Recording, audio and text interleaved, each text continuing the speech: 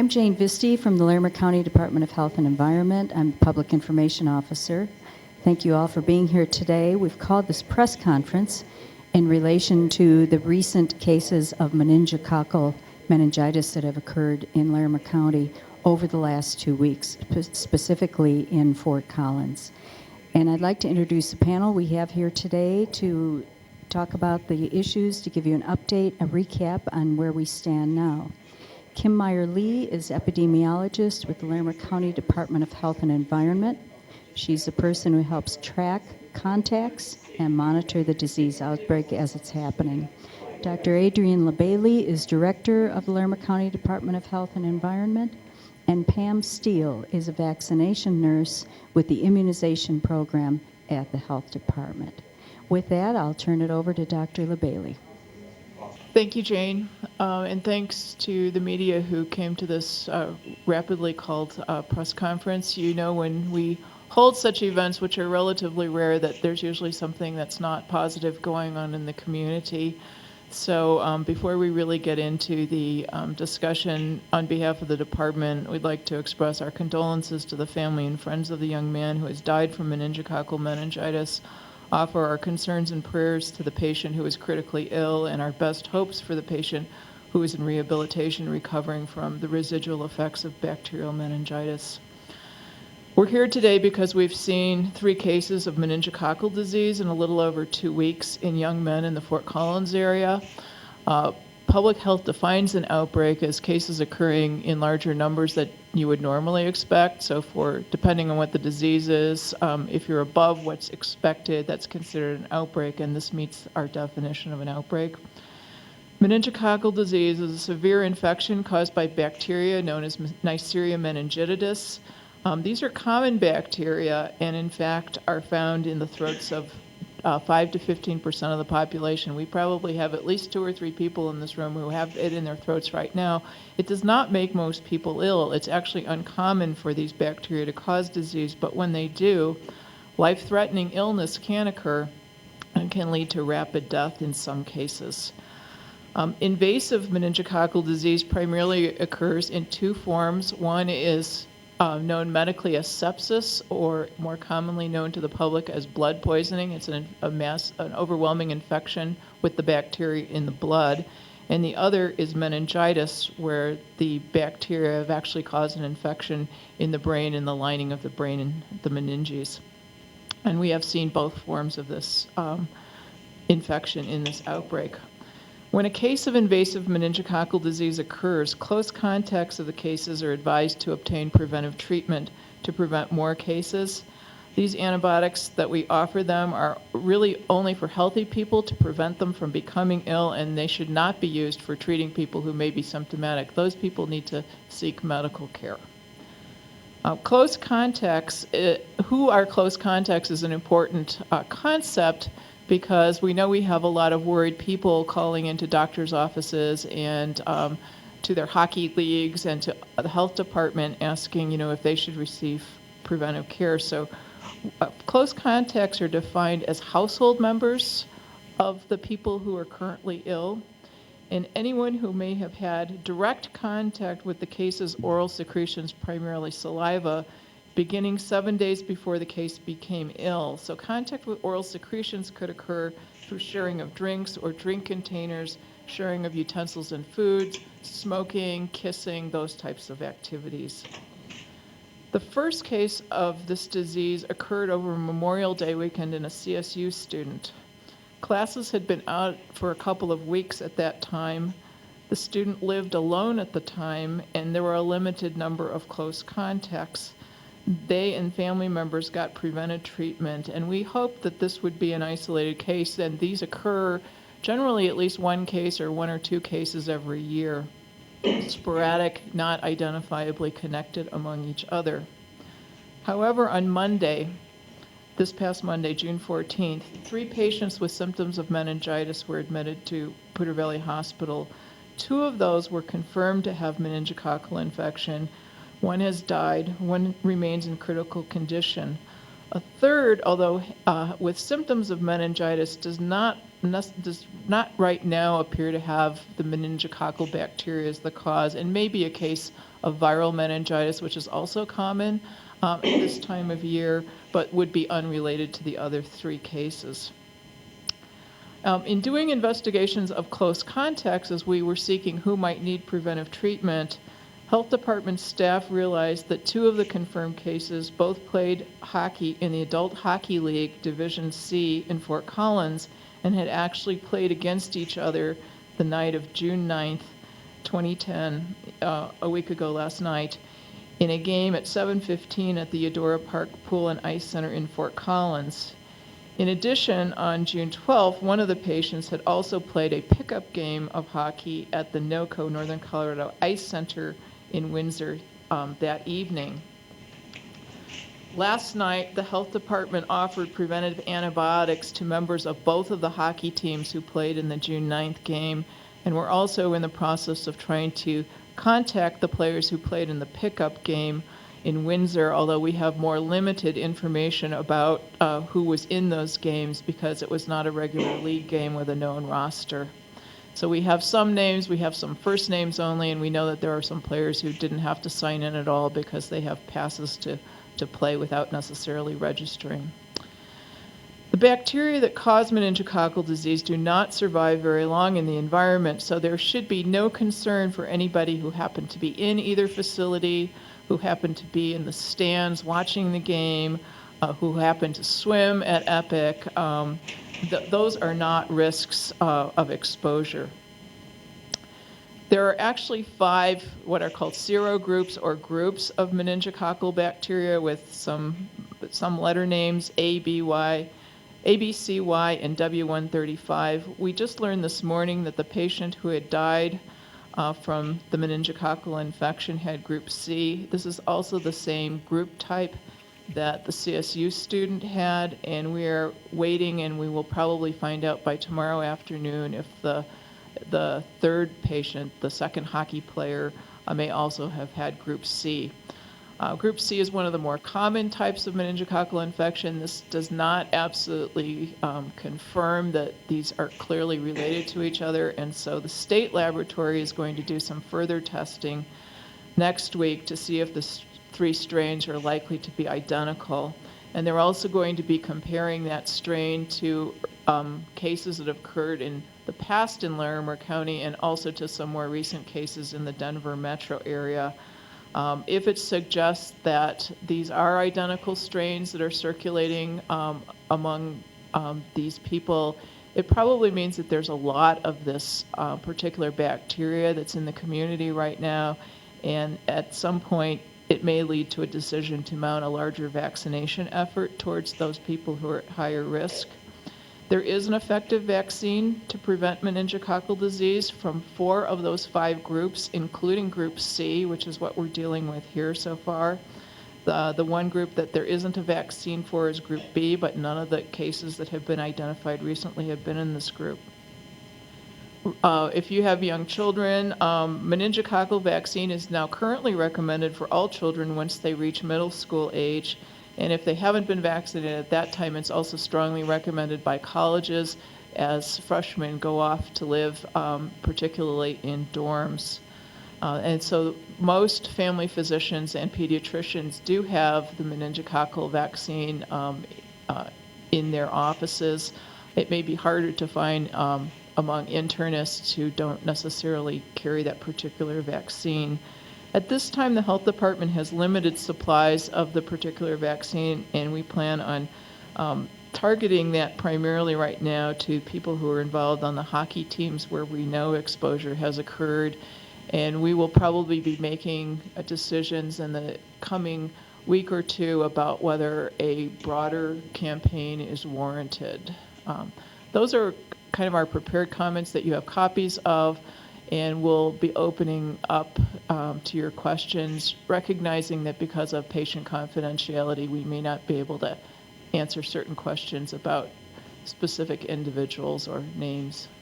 Yes? How many people have received preventative care so far? I'm going to repeat the question because we're recording this and the audience probably questions from the audience can't be heard. The question is, how many people have received preventive treatment? So I'm going to ask the people who were at the clinic last night to give that estimate, as well as estimates of family members that might have been treated preventively.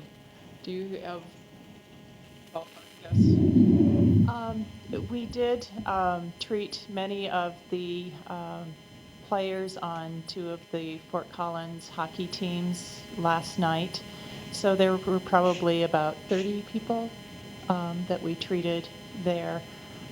We also have family members and close contacts of both cases that have also received some preventive medicine. And also, there were some employees at some of the urgent cares and emergency departments that also received preventive treatment. Yes.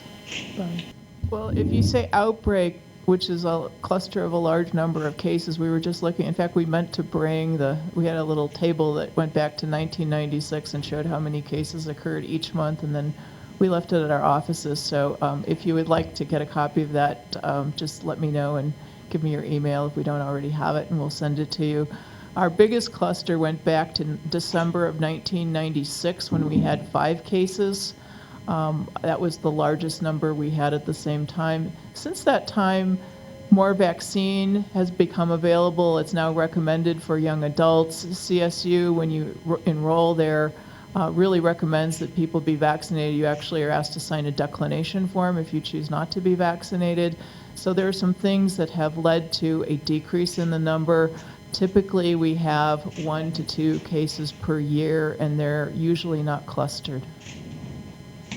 Just in Larimer County, not. Yeah, just in Larimer County and just in the month of December. So that was a cluster. I think it involved, it's 13 years ago, so my brain's, 14 years ago, my brain's not working as well as it used to, but as I recall, there were several CSU students who got sick around finals time, and it's not unusual when you're sleep deprived and you're overworked and you're stressed out to that make you a little bit more vulnerable. So it's actually not uncommon for us to see a case or two around finals week at the university.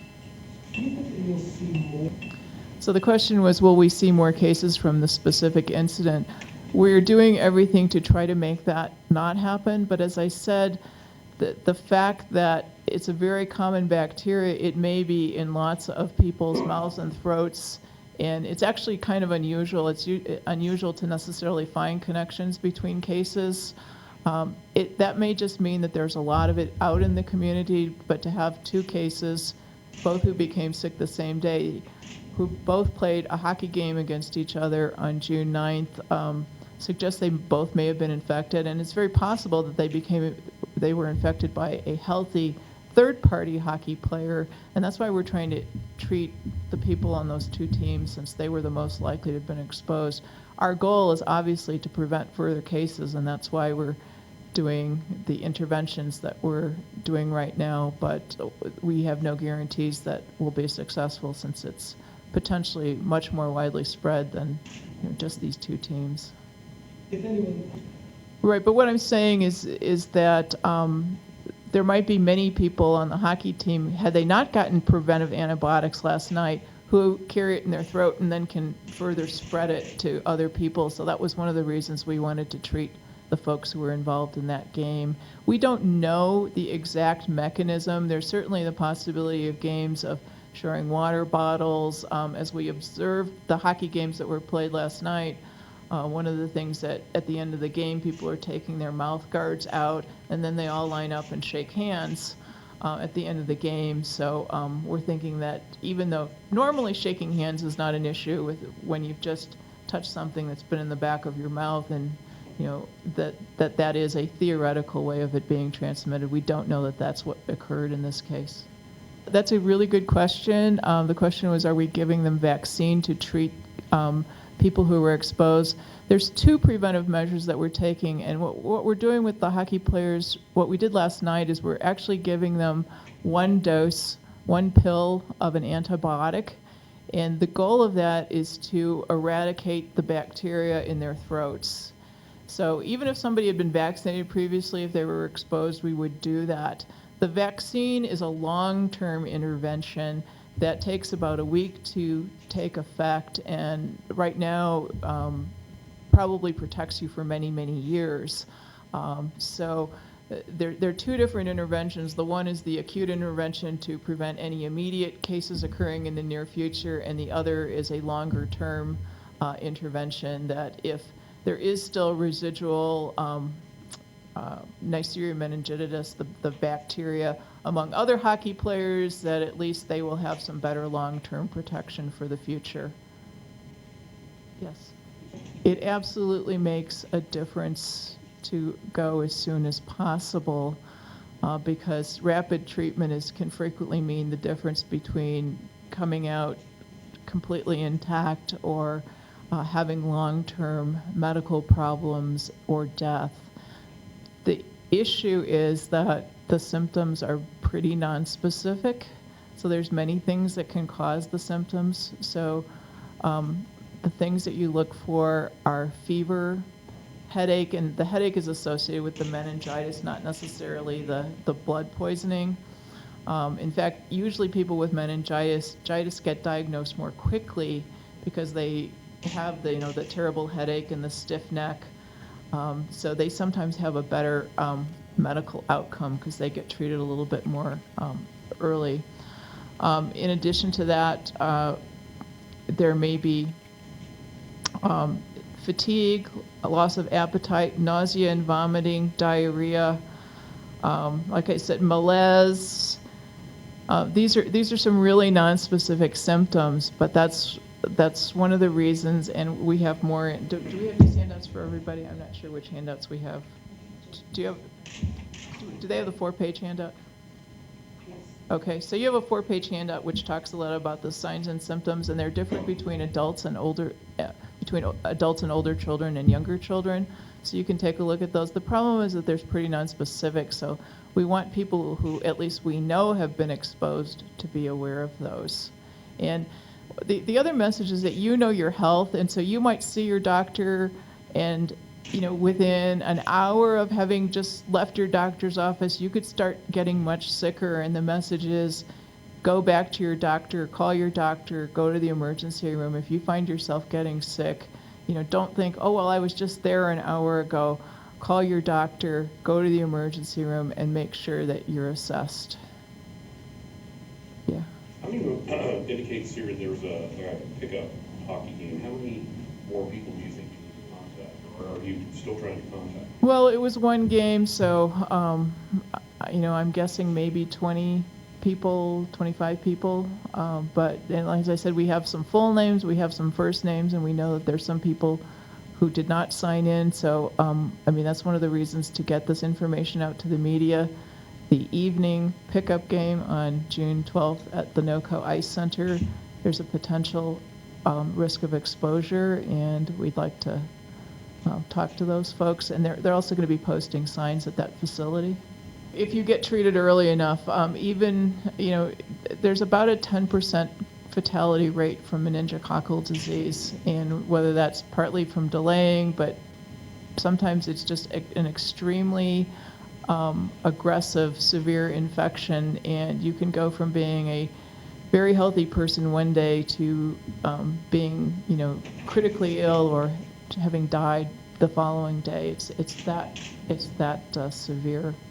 Fortunately rare, but severe. I think it serves as a good reminder that there's a vaccine available that can prevent most of these infections. I think the barrier to many people is it's not an inexpensive vaccine. So if you're not a child under 19, I believe, for the Vaccine for Children program, just the vaccine alone costs about a little over $100, and then there's an administration fee. And that's a deterrent, unfortunately, for many people. And so although CSU asked people to be vaccinated, I can't tell you what percentage of students actually are.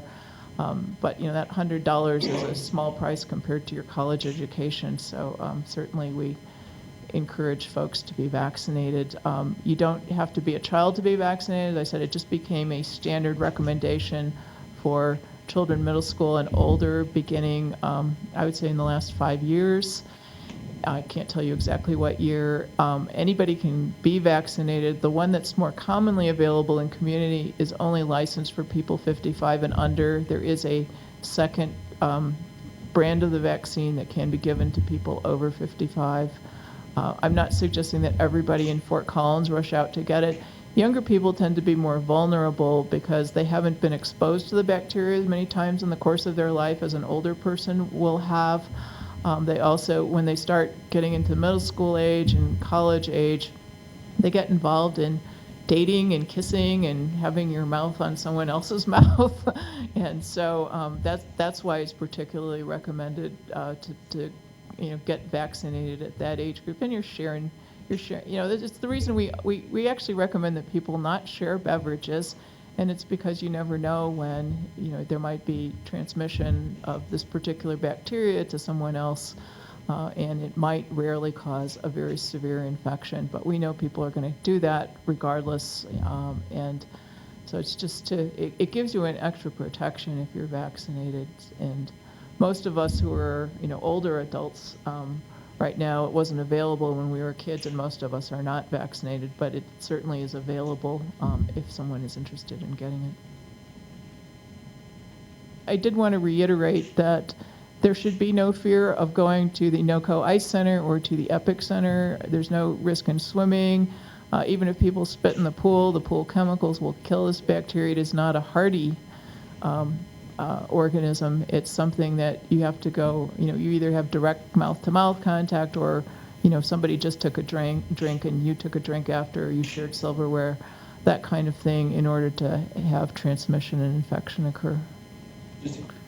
Well, there have been some studies that suggest that, not sleeping and abusing alcohol and abusing drugs may increase your risk. I mean, all those things kind of affect your immune system somewhat, and you see some of those things in particularly college-age students and young adults. So I think that those are the kinds of things that increase the risk of perhaps someone who has it in their throat going on to a more severe disease. Not to imply at all that, the people in these three cases put themselves at risk, but that can be, in some studies, be risk factors. But mostly being a young adult or a teenager who's now living with a lot of people, that's why dorms are concerned.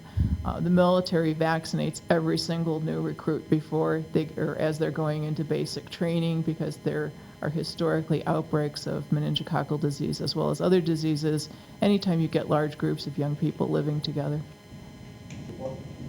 Well, right now, we don't know the answer. There is no current recommendation for a booster. The vaccine has not been around long enough to have done studies as to when they might recommend further vaccination. So getting one is certainly better than none, and right now it's not clearly recommended for any booster, but that might change in the future. Other people who are supposed to be vaccinated, of course, are laboratory workers who deal with the organisms that in diagnostic labs who are exposed to this as they do diagnostic tests on patients. Kim or Pam have anything to add? I just wanted to reiterate, we've had a lot of calls this morning about whether it's okay to go swimming at the EPIC Center, and as Dr. LaBailey said, it is safe. The bacteria are usually harbored in people's throats and in their noses. It's not something that's going to be passed through an environmental surface. We immunize for meningococcal disease regularly. We give the vaccine to a lot of the middle school age and certainly before university. We do have vaccine available, but we are asking for families to take their kids first to their primary care or their pediatricians so that we can make sure that we have plenty in reserve. We do have clinics, walk-in clinics, Mondays from 9 to noon or 1 to 3:30, and Friday mornings from 9 to noon. I don't think there's a recommendation necessarily for anyone to get the vaccination right away. The people we're really focusing on is getting the antibiotics to the people that we know have been exposed. I think when a case occurs, just like when there's a case of anything in the community, the health department tries to remind people that this disease is preventable. And in fact, other than going to your doctor's office, probably not trying to get it immediately. There's probably going to be a big demand because of these recent cases. So keep it in mind. Do it at some point. It's not something that has to be done urgently. We also want to see, is there evidence that there's broader spread of this particular serious bacteria in Fort Collins? Does it match what has happened recently in the metro area? I think there was a teenager who may have died in Jefferson County. I'm not sure. The media would probably know better, but they're going to look and compare the particular strain and see if it matches. If it looks like there's something bigger going on, at that point, there may be a recommendation in consultation with the state health department to do more extensive community vaccination campaigns. We're not there yet. Young kids get together. Generally, most cases occur in winter and early spring, so this is also not a typical time of year to see this cluster, so that's another reason it really caught our attention. We'll be around to answer questions that you might have afterwards, but I think we've taken care of most of the immediate ones. And again, thank you for coming. We appreciate it, and we'll keep you updated as things evolve. Thanks a lot.